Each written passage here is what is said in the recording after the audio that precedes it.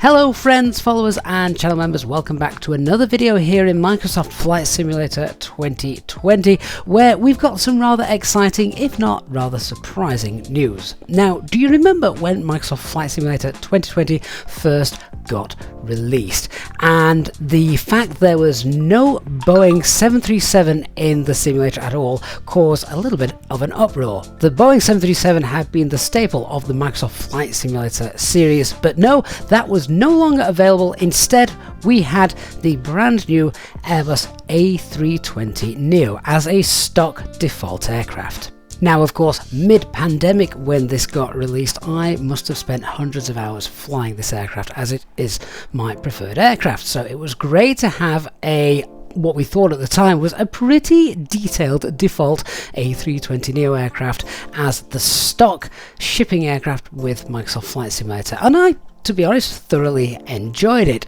Bearing in mind, of course, that we hadn't had a Microsoft Flight Simulator released for many years, so this, combined with the graphics of the scenery, etc., was simply mind-blowing. And it certainly didn't take me too long before I took this aircraft out on the VATSIM network, because I knew how to fly it and it worked pretty well, got you from A to B, and most basic things worked as was needed and expected. In fact, it was this very aircraft and the intricacies of the Airbus philosophy compared with the difference, of course, between that of Boeing, which essentially got this channel started in trying to help people who had never flown an Airbus before fly the Airbus when moving over from Boeing aircraft in Microsoft Flight Simulator's previous versions. Of course, when you compare this aircraft with things like FS Labs or the tallest in X-Plane, for example, this aircraft really did fall short. The cockpit was rather basic in how it appeared, and lots of the features and buttons, etc., didn't actually work. They were all there, but they weren't functional. Not even the seatbelt sign could be turned on. Then, something amazing happened. Yes, a group of developers came together who called themselves the FlyByWire team, and they started modding the default A320. Well, this was a completely foreign concept, of course, the last time Microsoft Flight Simulator was around, because modding just wasn't a thing that was even possible back then. Hardly using the internet was possible back then.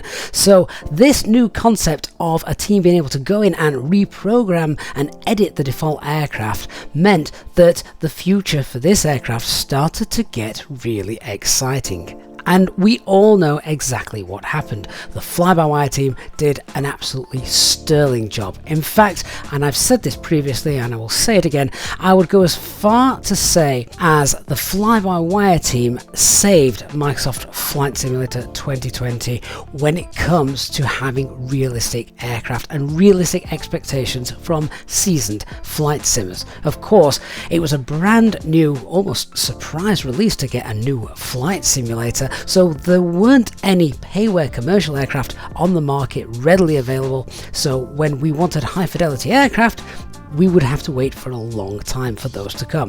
The FlyByWire team, though, got cracking straight away by modding the default A320. Since then, of course, it's been a roller coaster ride. The level they have taken the A320Neo to has just been immense. So many things now are still in the pipeline, but we do know that production of the A320Neo's new features and releases does seem to have slowed down. Hopefully because they're all working on the A380. We wait to see when that will get released. However, some surprising news has just come out. We know that Microsoft are working with the UK-based team Inibuilds, and they have already released a fantastic Airbus A310 for Microsoft Flight Simulator recently. Brilliant aircraft, and all of the systems work as well, so this is clearly an airliner that you can fly to a high degree of realism. However, in a rather exciting but surprising move yesterday, Jörg Newman, the head of Microsoft Flight Simulator, revealed that Inibuilds will be developing a brand new Airbus A320Neo for Microsoft Flight Simulator, which should then be released alongside Sim update 14. Now, of course, this is incredible news because we get another airliner. Yes, it is another Airbus, and I know that's going to upset quite a few people because Microsoft Flight Simulator at the moment seems very saturated with Airbus aircraft, particularly the A320 family, when we think we have the Phoenix, obviously the Fly-by-Wire, Latin VFR as well, and pretty soon we are going to get an Inibuilds edition as well.